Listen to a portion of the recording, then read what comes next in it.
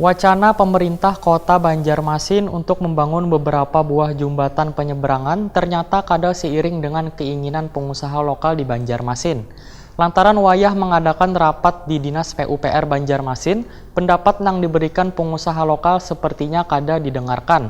Padahal bubuhan pengusaha tersebut sudah memberikan kontribusi yang banyak gasan pembangunan daerah.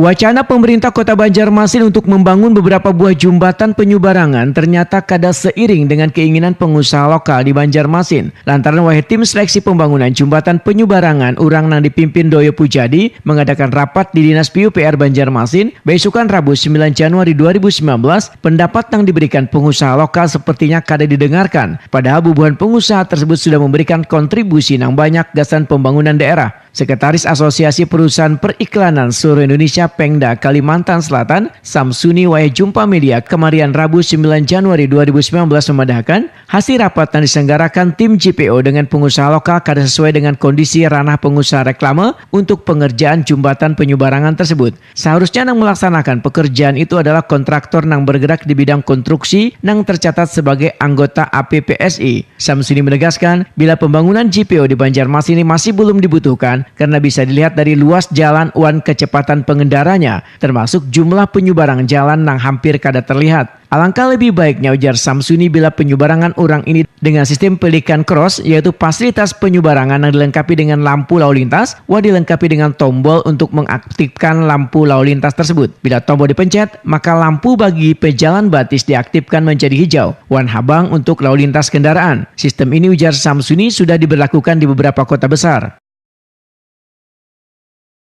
JPO tersebut dengan berikan sistem lampu, ya berikan cross.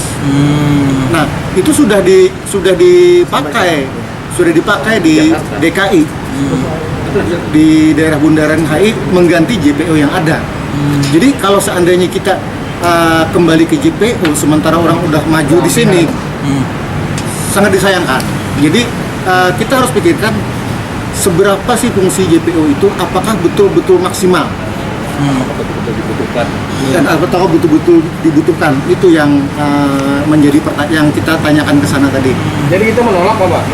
Bukan menolak, kita meminta mereka untuk mengkaji ulang kembali dan mempertimbangkan saran yang dari kami tadi. JPO ini mengganggu iklan atau gimana Pak?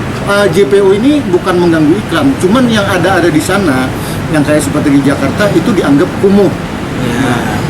Keberadaan JPO kemarin kan yang di kota-kota besar seperti Surabaya, Jakarta itu dianggap kumuh, makanya dan jarang terpakai karena para penyeberang jalan itu harus naik menyeberang, apalagi orang-orang yang tua untuk nyebrang jalan kondisi lurus pun mereka agak kerepotan, apalagi disuruh mendaki menurun, terlalu banyak rintangannya. Nah, pada intinya asosiasi minta dikaji ulang itulah. Mengkaji ulang Usulan yang konkretnya usulan konkretnya yang bangun tadi Pak. Pelikan cross tadi. Kalau memang itu dibutuhkan, kenapa tidak pelikan cross saja yang kita bangun? Ketua JPKP Kalimantan Selatan Winardi meminta pemerintah kota harus bijak dalam menyikapi setiap kondisi apapun. Seharusnya Pemko melakukan pembinaan pada pengusaha lokal. Daripada menimbulkan polemik, maka Winardi pun menyarankan pembangunan JPO ini lebih baik dibatalkan karena akan sesuai dengan peruntukannya. Masalah nanti akan dibuat juga terus dilaksanakan, itu saya hanya berkata bahwa itu pencitraan yang salah, ya, itu tidak benar, ya. Nah, apalagi kalau misalnya di daerah Kayu Tangi mungkin dibuat JPO, ya, jalan yang sebegitu sempit dan arusnya ramai pada hari tertentu, ya. Nah, tapi kan pengguna jalannya juga arusnya kan harus lambat itu. Jadi yang tidak perlu itu sebaiknya jangan. Dan ini juga tidak menutup kemungkinan kalau hal ini diteruskan, JPKP pasti akan menurunkan tim-timnya untuk menelisik permasalahan-permasalahan ini. Ya. Nah, jadi seperti contohnya di Tanah Laut,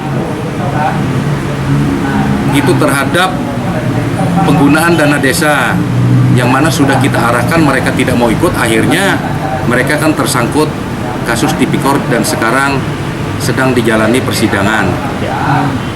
Apakah JPKP harus menurunkan timnya untuk menelisik permasalahan-permasalahan yang ada di Pemko. Sementara itu pengamat perkotaan Anang Rosadi menyatakan semestinya pemerintah kota harus melakukan kajian kecepatan pengendara wan lebar jalan pada kawasan yang diwacanakan akan dibangun jembatan penyeberangan orang tersebut. Anang Rosadi mempertanyakan maksud dari pembangunan JPO ini karena terlihat tingkat urgensinya pembuatan JPO tersebut, apalagi membebankan pada pengusaha advertising yang kada memiliki keahlian konstruksi. Karena ada kecepatannya harus diukur, ada lebar jalan. Nah, itu sudah tidak memadai untuk dibangun JPO sebenarnya. Oleh karenanya maksud dan tujuan pembangunan JPO ini apa gitu? Sebenarnya seperti apa ya? Ya, apakah karena ingin mengambil lahan orang lain lalu nanti dikuasai oleh oknum-oknum tertentu? Nah, di dalam pembinaan pengusaha tidak seperti itu. Mereka juga memiliki anak kos yang dipekerjakan dan mereka taat bayar, lalu maksudnya itu apa? Nah, saya tidak melihat tingkat urgensinya pembuatan JPO seperti ini.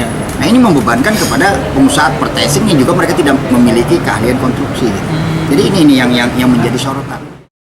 Pemerintah Kota Banjarmasin mewacanakan akan membangun jembatan penyeberangan orang di beberapa titik di Kota Seribu Sungai ini, di antaranya di kawasan Jalan Ayani atau tepatnya di depan kampus UIN Banjarmasin Timur dan di kawasan Kayu Tangi Banjarmasin Utara. Namun harus ada kajian baik dari segi estetika maupun arus lalu lintas.